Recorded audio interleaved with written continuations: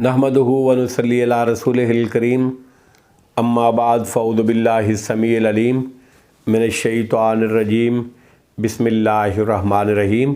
सूरतुल अनकबूत बामानी बामुहावरा तर्जमा और तशरीह। पहले बामानी तर्जमा आयत नंबर 8। ववस्सैनल इंसाना, और हमने वसीयत की ताकीद की इंसान को, बेवालिदैहि अपने वालिदैन के साथ, हुस्ना नेकी करने की।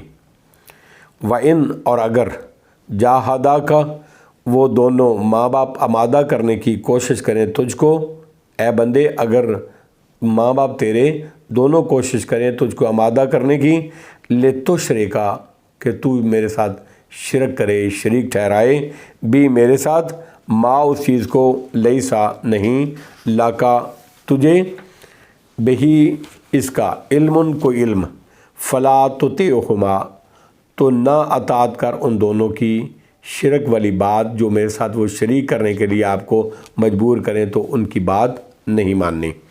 इलैया मेरी तरफ ही, मर्जिउकुम तुम्हारी वापसी है, फ़उनब्बिउकुम चुनाचे मैं ख़बर दूंगा तुम्हें, बिमा उसकी जो कुछ के, कुन तुम तामलून अमल करते। आयत नंबर 9। वल्लज़ीना, और वो लोग, आमनु जो ईमान लाए, व आमिलुस्सालिहात और उन्होंने अमल किए नेक, लनुदखिलन्नहुम अलबत्ता हम ज़रूर दाखिल करेंगे उनको, फ़िस्सालिहीन नेक लोगों में, साले लोगों में। आयत नंबर 10। व मिनन्नासे, और लोगों में से बाज़, मैं यकूलो वो हैं जो कहते हैं, आमन्ना हम ईमान लाए, बिल्लाहि अल्लाह रब्बुल इज़्ज़त पर, फ़ाइज़ा फिर जब, ऊज़िया वो इज़ा दिए जाते हैं, तकलीफ़ दिया जाता है, फ़िल्लाहि अल्लाह के रस्ते में, जअला तो वो बना लेता है, फ़ितनतन नासे लोगों की इज़ारसानी को, काज़ाबिल्लाहि अल्लाह के अज़ाब की मानिंद। वालइन, और अलबत्ता अगर, जा आ जाए, नस्रुम मिन रब्बिका मदद आपके रब की तरफ से, लयकूलुन्ना तो अलबत्ता वो ज़रूर कहेंगे, इन्ना बिलाशुबा हम तो, कुन्ना थे, माकुम तुम्हारे साथ ही। अवलैसल्लाहु क्या और नहीं है अल्लाह ताला, बेआलमा खूब जानने वाला, बेमा उसको जो कुछ, फ़ी सुदूरिल आलमीन जहान वालों के सीनों में है। आयत नंबर 11। वला यालमन्नल्लाहुल्लज़ीना, और अलबत्ता ज़रूर जान ले, ज़ाहिर करेगा अल्लाह रब्बुल इज़्ज़त उन लोगों को, अल्लज़ीना उन लोगों को जो, आमनु ईमान लाए, वला यालमन्नल मुनाफ़िकीन और अलबत्ता वो ज़रूर जान ले, ज़ाहिर करेगा मुनाफिकों को। अब बामुहावरा तर्जमा और उसकी तशरीह।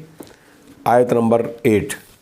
ववस्सैनल इंसाना बिवालिदैहि हुस्ना, अल्लाह फरमाते हैं और हमने इंसान को अपने वालिदैन से नेक सलूक करने का, हुस्न सलूक करने की वसीयत की।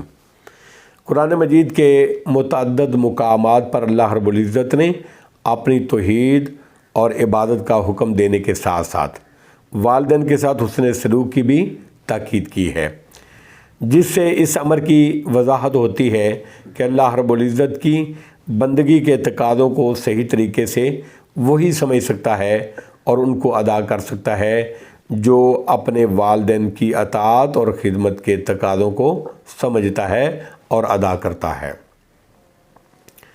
जो शख्स ये बात समझ से कासर है कि दुनिया में उसका वजूद वालिदैन के बाहमी कुर्बत का नतीजा है और उसकी रबूबियत और परादाख्त उनकी गायत मेहरबानी और शफ़क़त का समरा है, इसलिए मुझे उनकी खिदमत में कोई कोताही और उनकी अताअत से सरताबी नहीं करनी चाहिए। वो यकीनन खालिक़ कायनात को समझने और उसकी तौहीद और इबादत के तकाज़ों की अदायगी से भी कासर नहीं रहेगा, वो कासर रहेगा, इसलिए कि हदीसों में भी वालिदैन के साथ हुस्न सलूक की बड़ी ताकीद आई है। एक हदीस में वालिदैन की रज़ामंदगी को, अल्लाह रब्बुल इज़्ज़त की रज़ामंदगी और उनकी वालिदैन की नाराज़गी को رب کی ناراضگی کا باعث قرار دیا گیا ہے۔ اور ہم نے انسان کو اپنے والدین کے ساتھ نیک سلوک کرنے کا، خدمت کرنے کا، حسن سلوک کا کرنے کی وصیت کی ہے۔ وَإِن جَاهَدَاكَ لِتُشْرِكَ بِي مَا لَيْسَ لَكَ بِهِ عِلْمٌ فَلَا تُطِعْهُمَا۔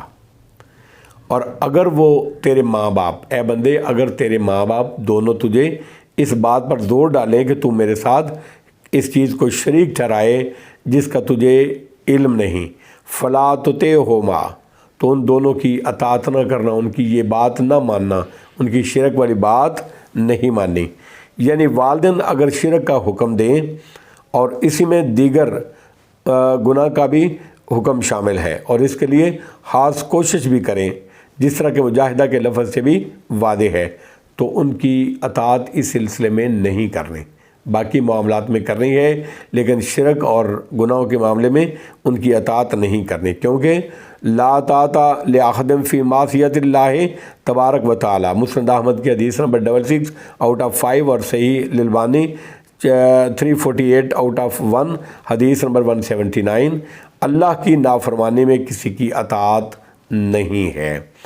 اس آیت کی شان نزول میں حضرت سعد بن ابی وقاص رضی اللہ تعالیٰ عنہ کا واقعہ آتا ہے کہ ان کے مسلمان ہونے پر ان کی والدہ نے کہنے لگی کہ احتجاجاً میں نہ کھاؤں گی نہ پیوں گی حتیٰ کہ مجھے موت آ جائے، تو یا پھر تو محمد کی نبوت کا انکار کر دے صلی اللہ علیہ وسلم۔ حضرت سعد بن وقاص کی والدہ نے احتجاج شروع کر دیا۔ بالآخر یہ اپنی والدہ کو زبردستی منہ کھول کر کھلاتے، جس پر یہ آیت نازل ہوئی۔ یہ واقعہ صحیح مسلم کی حدیث نمبر 1748 ہے اور اس کے بعد 2412 ہے، اور جامع ترمذی کی حدیث نمبر 3189 میں یہ حدیث موجود ہے۔ الیہ مرجعکم فانبئکم بما کنتم تعملون، میری ہی طرف تم نے لوٹ کر آنا ہے، پھر میں تمہیں بتاؤں گا جو کچھ تم عمل کرتے تھے۔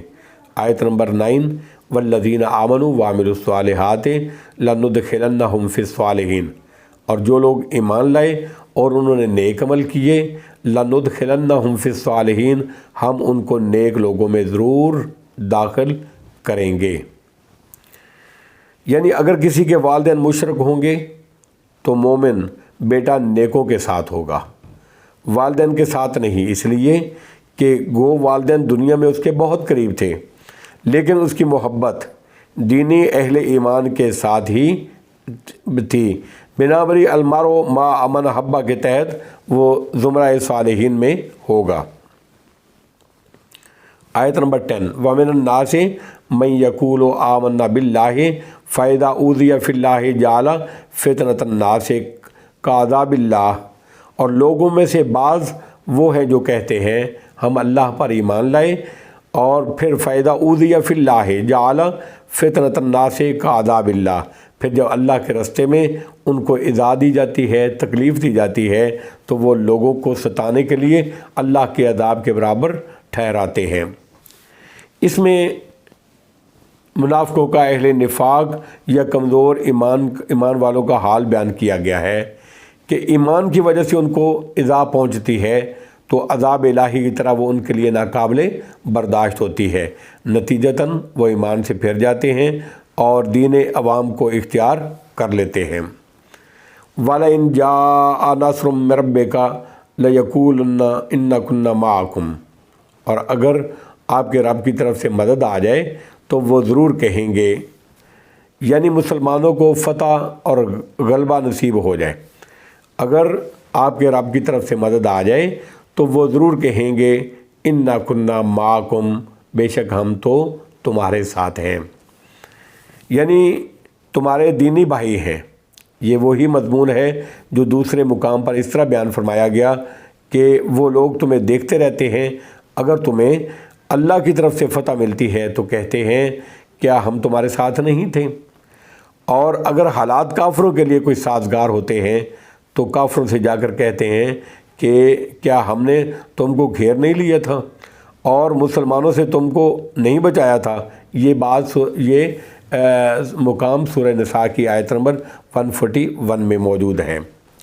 وَلَئِن جَاءَ نَصْرٌ مِّن رَّبِّكَ لَيَقُولُنَّ إِنَّا كُنَّا مَعَكُمْ، اور اگر آپ کے رب کی طرف سے مدد آ جائے تو وہ ضرور کہیں گے بے شک ہم تمہارے ساتھ ہیں۔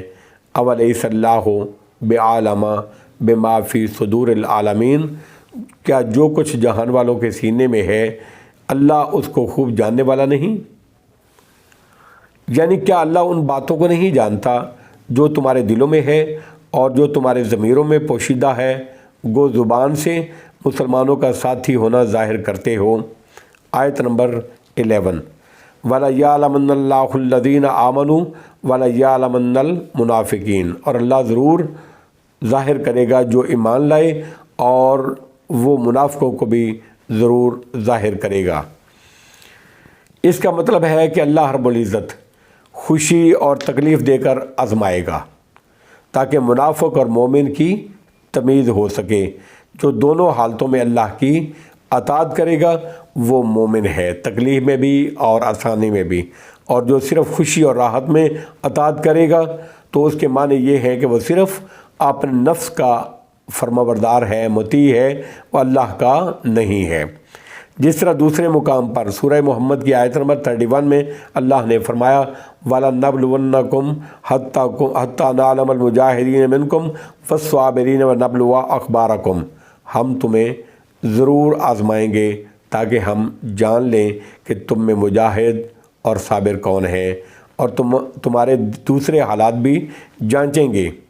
جنگ احد کے بعد جس میں مسلمان اختیار اور امتحان کی بھٹی سے گزارے گئے تھے، فرمایا سورہ آل عمران کی آیت نمبر 179 میں ما کان اللہ لیذر المؤمنین علی ما انتم علیہ حتی یمیز الخبیث من الطیب، نہیں اللہ تعالیٰ کہ وہ چھوڑ دے مومنوں کو اس حالت پر، اللہ تعالیٰ مومنوں کو اس حالت پر نہیں چھوڑے گا کہ جس پر تم ہو، یہاں تک کہ وہ جدا کر دے پاک کو اور ناپاک کو۔